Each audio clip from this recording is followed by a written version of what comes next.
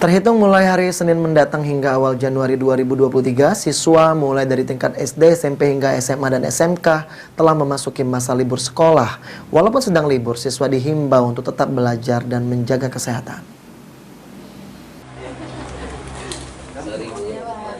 Pelaksanaan libur sekolah mulai dari tingkat SD, SMP, SMA, dan SMK di Kota Palembang akan berlangsung pada tanggal 19 Desember mendatang atau hari Senin hingga pada awal tahun Januari 2023 mendatang. Sekolah sendiri kini telah membagikan rapor para siswa hari ini dan besok. Walaupun telah masuk masa libur sekolah, namun siswa tetap dihimbau untuk belajar agar mendapatkan prestasi yang lebih baik di semester berikutnya.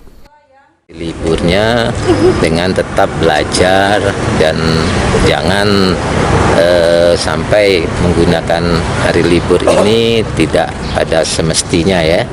Jadi manfaatkan tetap belajar seperti biasa, hanya mungkin tidak di sekolah. Tetap belajar di rumah dan berbuatlah apa yang harus bisa dilakukan di rumah. Keterangan senada juga disampaikan oleh Kepala SMP Negeri 19 Palembang yang meminta sekolah untuk tetap belajar di momen libur sekolah. Selain itu juga, selama momen libur sekolah, siswa dihimbau untuk menjaga kesehatan agar nantinya saat masuk sekolah usai libur tetap dalam kondisi sehat. Manfaatkan libur sebaik-baiknya, belajar di rumah. Kalau ada kegiatan di rumah yang positif, khususnya harus belajar. Kemudian ada hal-hal yang lainnya, contohnya mau berliburan, baik-baik berliburan, protokol kesehatan harus dijaga, jaga kesehatan. Tanggal 2 tidak boleh tidak masuk, tidak memperpanjang.